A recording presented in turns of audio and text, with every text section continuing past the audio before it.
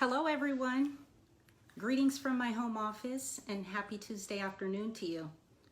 I hope that your week is off to a good start in spite of the fact that we're all still under some form of lockdown in quarantine. Given what we're grappling with, I want to thank you all the more for joining me here on Facebook Live to listen to me talk about my new book, Afro-Realisms and the Romances of Race, and to read a selection of passages from the epilogue. Initially, I planned on going live from my iMac, but due to technical issues stemming from Facebook's recent rollout of its new live producer platform, I'm coming to you live from my iPhone, where I can still live stream using the old interface. Unfortunately, my phone makes for a poor forum to engage with viewer comments, not only because the screen is somewhat small, but also because my phone is in a tripod. So I'm going to ask that if you have a question for me at the end of my talk, please send it to me via email at rauterkus@usc.edu. Before I get started, allow me to introduce myself for those of you who don't know who I am. My name is Melissa Daniels-Rauterkus, and I'm an assistant professor of English at the University of Southern California, where I teach courses in American and African American literature. I know that there's a lot going on in the world right now, and that you probably have a lot on your mind between COVID-19 and all of the social and political unrest in our communities. I know that many of us are hurting right now. I know that some of us have lost beloved family members and friends to the virus and/or to police brutality and other acts of racial violence. I know that many of us are angry and many of us are tired. We're tired of this damn quarantine, being stuck at home, and juggling the demands of work, childcare, and domesticity. We're tired of racism. We're tired of the blatant disrespect for Black lives. But I'm hoping that even in the midst of great pain, anxiety, and uncertainty about the future, that with my talk today, I can make you feel slightly more optimistic about the current state of affairs, or at the very least, more encouraged about the potential for radical change that I see and hope will arise from this watershed moment we're experiencing. More immediately though, I hope that in sharing my work with you this afternoon, that I can provide you with a historical context for understanding our current racial crisis, as well as highlight what African American literature can teach us about the world that we inhabit today. So with that said, let me tell you a little bit about the rationale for the book and the kinds of problems that it takes up.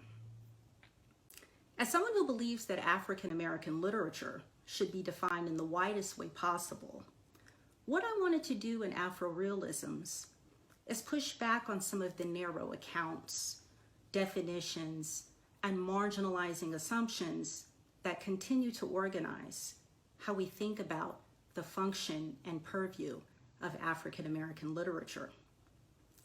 Broadly speaking, I wanted to provide an alternative to the predominant author-based system of racial and literary classification. That is, the idea that if a writer is Black, then they must solely carry the burden of racial representation all on their own, shouldering the incredibly heavy responsibility of representing race, not only as an identitarian construct, but also as a conceptual category in fiction, while white writers often get a pass from having to grapple with race or the history of racial oppression, something that I believe is really our collective inheritance as Americans and thus should be a shared responsibility. But more specifically, I wanted to challenge the long-standing idea that all Black writers prior to Richard Wright did not really write literary realism, an idea that Black critics such as Sterling Brown, Arthur P. Davis, and Ulysses Lee espoused in the 1940s in The Negro Caravan, in which they argued that early Black writers like Francis Harper and Charles Chestnut only produced feeble, sentimental romances devoid of any real political value. Of course, white accounts of literary realism only worked to reinforce this idea by excluding Black writers from their studies, preferring to exclusively focus on canonical white writers such as William Dean Howells, Mark Twain, and Henry James. In actuality, long before Richard Wright, African American writers did indeed write literary realism. In fact, African American literature has always engaged with the truth-telling imperatives of realism, dating all the way back to the slave narrative, with its documentary conventions and narrative strategies.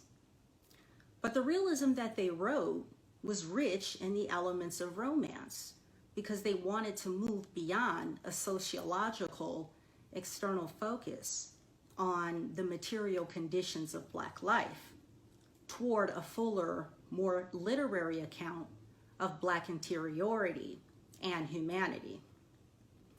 They were trying to capture a sense of the nightmarish, so horrific that it almost seemed wildly unbelievable dimensions of racism.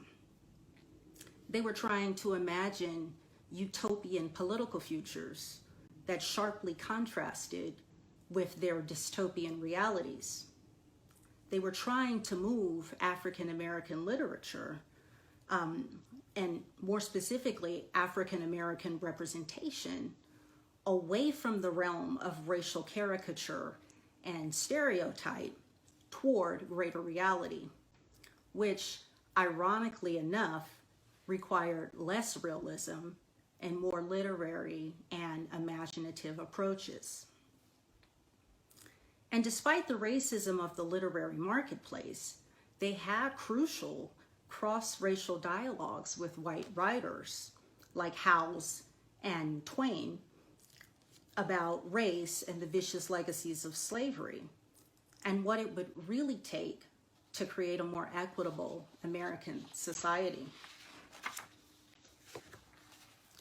So in focusing on a handful of race novels written by both Black and white writers at the turn of the 20th century, the period that the historian Rayford Logan dubbed the Nadir because it was considered the lowest point in American race relations, I wanted to recuperate a sense of the underassessed aesthetic innovativeness and political work of African American literature produced during this time.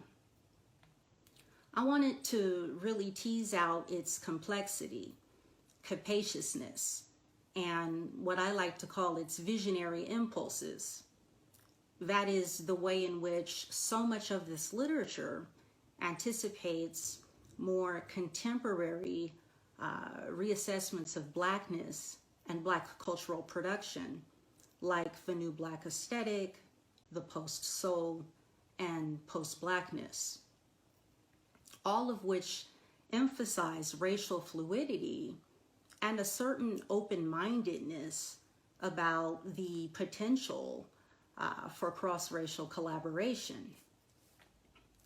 I also wanted to show how this literature speaks to our contemporary moment in which Americans of all racial and ethnic backgrounds are rightfully and finally proclaiming that Black Lives Matter. So without further ado, I'd like to read to you from the epilogue, which is entitled Rethinking Blackness. At its core, literature is about empathy. We cannot cultivate consideration for people who are different from ourselves if we do not attempt to see the world from their points of view. While it remains necessary and worthwhile to read literature written by African Americans, along with literature written by other racial and ethnic groups, women, and members of the LGBT community, it is also important for writers and critics to step outside of themselves, to consider race and racialized experience in more complex ways. It is useful to examine race not simply as a narrative that belongs to a particular person or group, but as a narrative that belongs to all of us. More specifically, this means that it is imperative for white writers to recognize that race is something that involves them too. In an America that is witnessing the frightening growth of an emboldened white nationalist movement, it is absolutely crucial for all white people to examine themselves and to acknowledge the ways in which race and racism have affected them. White writers in particular need to cast aside their white privilege and attempt to imagine life as African Americans and other people of color experience it. We cannot begin to close the racial gap until we try to walk in someone else's shoes and understand how they feel and how historical and social forces have shaped their realities. Writing about people who are different from us may even bring about greater interracial intimacy. Although legal segregation officially ended with the Civil Rights Act of 1964, America remains deeply divided, and so does its fiction. Jonathan Franzen's controversial interview with Slate magazine underscored this point in a particularly vivid manner. When Isaac Schoetner asked Franzen if he had ever considered writing a book about race, Franzen replied, "I have thought about it, but this is an embarrassing confession. I don't have very many black friends. I have never been in love with a black woman. I feel like if I had, I might dare."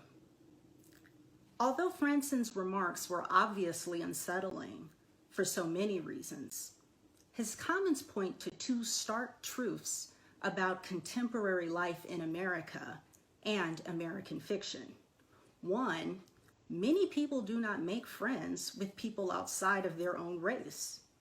And two, the task of creating a character of a different race requires that the writer attempt to inhabit that subjectivity. As Franzen clumsily tried to explain, this means that the writer has to really love the character or risk dehumanizing them. While such a lofty goal may not be obtainable on a large scale, it nevertheless remains a valuable endeavor for the rest of us. Another way to think about this is in terms of cultural awareness. That is, one's consciousness about the history of racial oppression. As my colleague Viet Nguyen has elucidated, it is possible to write about others not like oneself if one understands that this is not simply an act of culture and free speech, but one that is enmeshed in a complicated, painful history of ownership and division.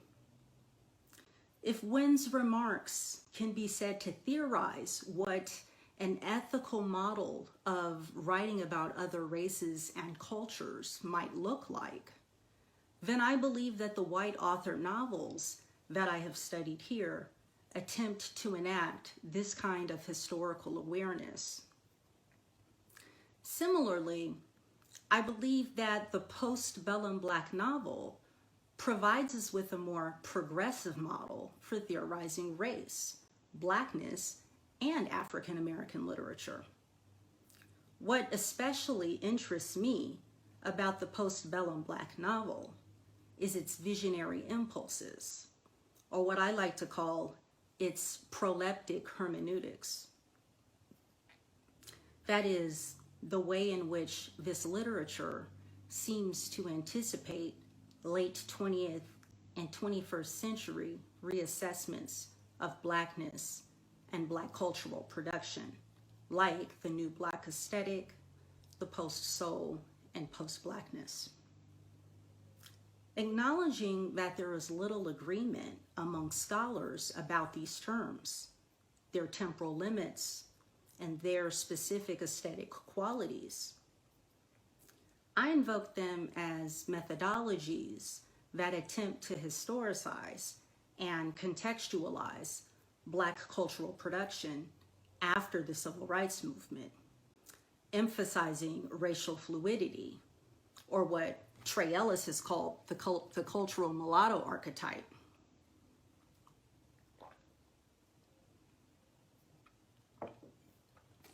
And what Bertram D. Ashe has described as explorations of the boundaries of Blackness and illusion disruption to trouble the traditional ways that Blackness has been defined.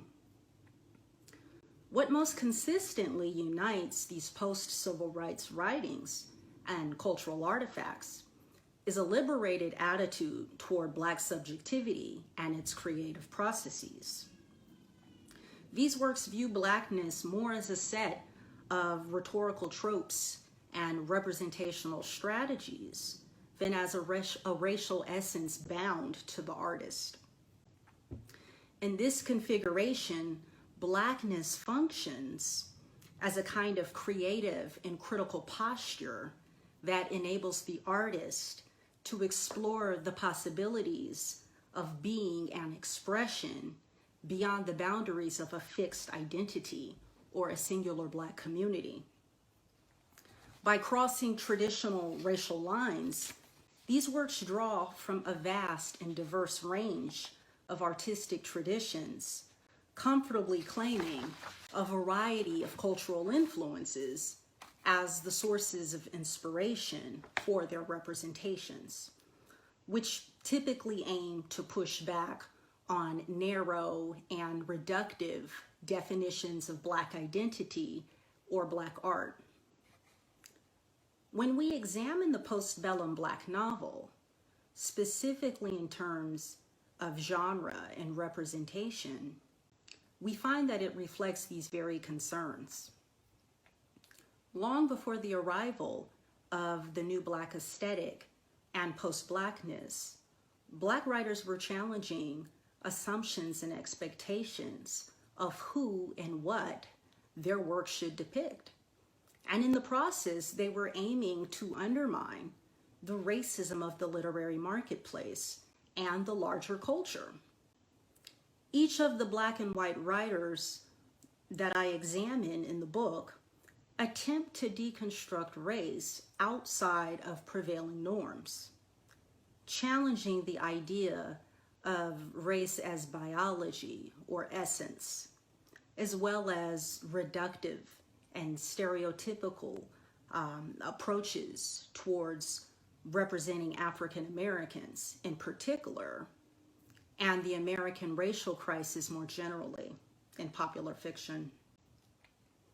In defying the literary and cultural establishments, not only were they trying to construct something new, something more realistic, but they were also tacitly thinking about a future beyond the narrow taxonomies of racial difference that dominated turn of the 20th century American life. All of the fiction that I have treated here features African American protagonists, albeit of mixed race descent, kind of like all African Americans in a larger sense, who in their respective experiments with racial passing or interracial intimacy struggle to resist one-drop regulations, while also exploring the liberating possibilities of racial identity configured in decidedly progressive ways as something deeply personal and a matter of choice. This represents neither an outright rejection or passive acquiescence to cultural norms, but a series of complex negotiations, a mode of being that is more fluid and performative than it is authentic. While none of these narratives feature completely satisfying endings, or the kinds of endings that many of us would associate with full agency and subjectivity, which may have more to do with the dystopian realities of their time of publication than with their authors' limited imaginations or personal views, these novels do in fact strive to posit a more optimistic and forward-looking portrait of race, while remaining fiercely critical of present inequalities, making them more complex than what critics have generally recognized. Perhaps more so now than ever, we need a methodology that is animated by the postbellum Black novel's fluidity, metacritique, and optimism. This is particularly true in a post-Obama world where hope has given way to cynicism amid Donald Trump's presidency and an epidemic of anti-Black violence and shootings of unarmed African Americans. While I too proclaim that Black Lives Matter and am outraged beyond belief by recent events, I am reluctant to follow in Stephanie Lee's footsteps by linking all of contemporary African American literature with this movement, as she does in the introduction to the 2017 American Literary History special issue entitled, "What is 21st Century African American Literature?" Responding to Bertram Ashe, who back in 2007 observed that there was no organized or even loosely organized movement that collects these post-civil rights movement artists and places them under any sort of overtly political banner, Lee argues that we now appear to have this kind of political cohesiveness, asserting that 21st century African American literature seconds the urgency, vision, and hope that we associate with the Black Lives Matter movement.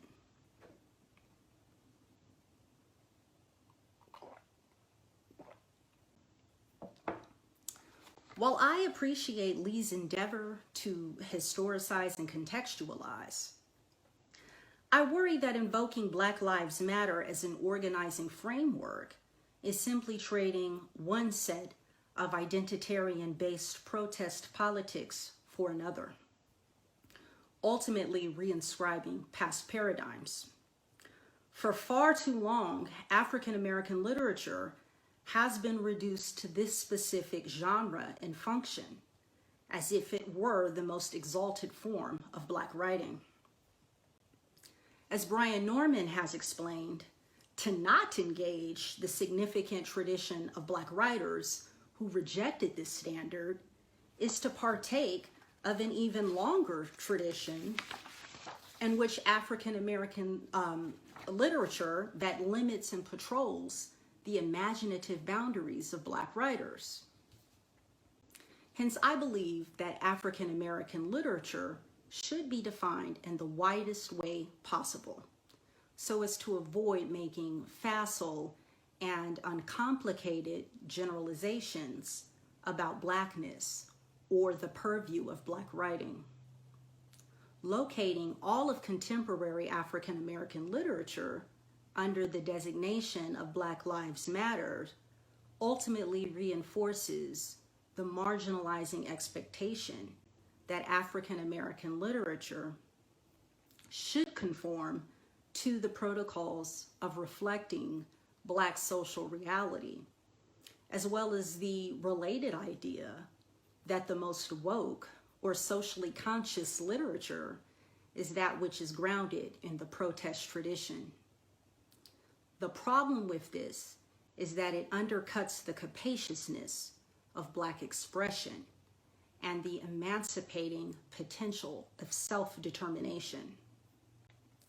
As Patricia Stolke has cautioned us, declaring that Black Lives Matter can unwittingly align Blackness with demonstrations, rallies, marches, oppression, and death, ultimately creating a toxic racial narrative that locks Black subjects into the infinitely recursive roles of universal tragic martyrs or pathological tragic victims. When I presented a version of this epilogue at the 2017 meeting of the American Studies Association, I was not entirely surprised to encounter pushback from skeptical colleagues. Some of them asked me, is a seemingly post-Black or post-racial framework such as yours compatible with a politics of rage and an era of Black Lives Matter? Which, by the way, I just want to be clear, this is not at all how I would define my approach in the book. I would simply describe it as good old-fashioned anti-essentialism. But as I explain, my desire to move away from the author-based system of racial and literary classification does not proceed from a longing to do away with Blackness or race, or to disavow their continued significance. Rather, it is motivated by a professional commitment to expand the possibilities for African American literary inquiry by moving beyond marginalizing modes of critique.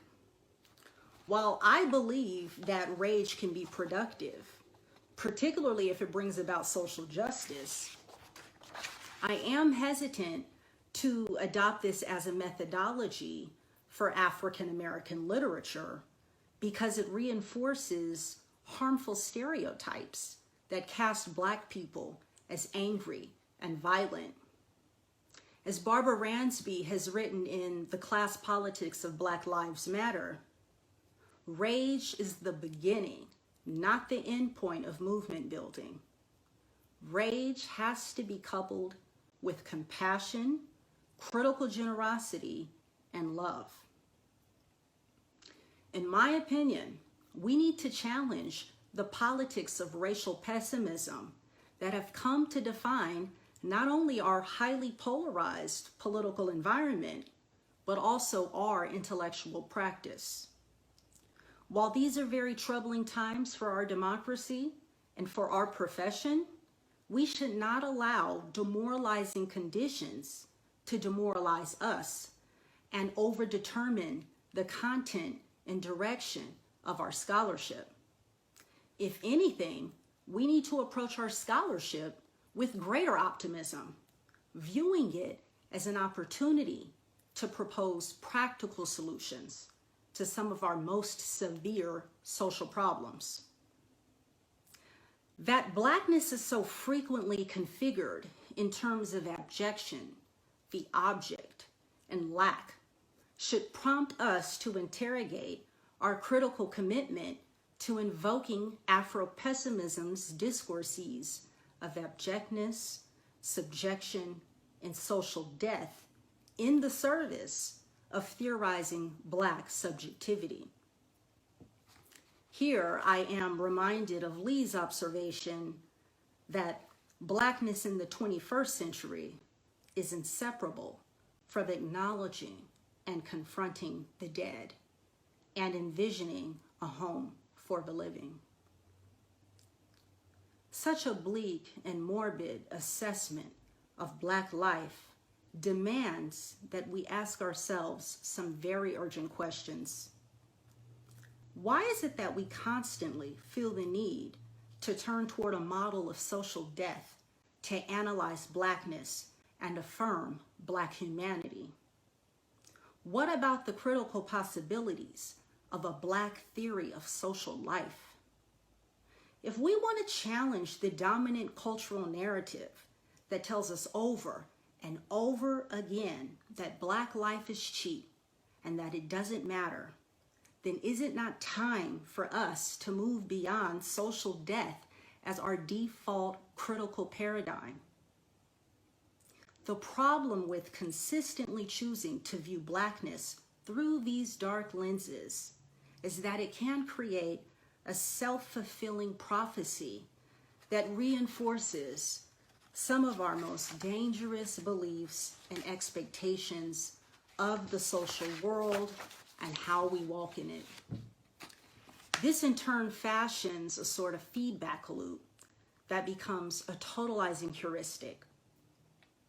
Now more than ever, we need to tell a new narrative about what it means to be Black and what the function of African American literature is in today's world. In many ways, what I am calling for in this book is a reinvigorated approach to African American literary studies, one that recognizes the transformative possibilities of optimism, life, Black joy, and the diversity of Blackness and Black experience. As the fiction that I treat throughout this study demonstrates, during the Nadir, African American writers were already experimenting with innovative narrative strategies to expand, transcend, and revise static meanings of Black identity and experience, even as they suffered under or bore witness to police brutality, racially motivated violence, segregation, voter suppression, and incarceration. In many respects, not a lot has changed, considering how much of today's racial landscape resembles that of the Nadir. This may be, in and of itself, a compelling reason for contemporary African American literary studies to look to this literature as a way beyond a pessimistic mode of critique, with very little room for aesthetic play, fluid subjectivities, and optimism. Ultimately, what I am suggesting here is that this fiction invites us to reconsider what Black literature has been and what it can be, so that we can create new ways of understanding the past, present, and future. I fear that if we do not become more willing to theorize Blackness outside of the discourses of resistance and victimization, then we may very well succumb to the very marginalization that we seek to shield ourselves against by keeping it real and holding on to played out principles like authentic Blackness and the mythical monolithic Black community.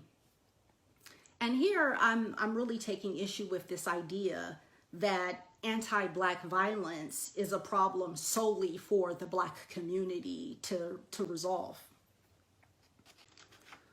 While I wrote this book long before the gruesome murders of Ahmaud Arbery, Breonna Taylor, George Floyd, and Rayshard Brooks, I want to end this reading by drawing out the implications of my book in the context of today's uprisings. Ultimately, what distinguishes this current iteration of Black Lives Matter protests from earlier ones is that this time we finally have non-Black people and various corporations, I might add, proclaiming that Black lives matter.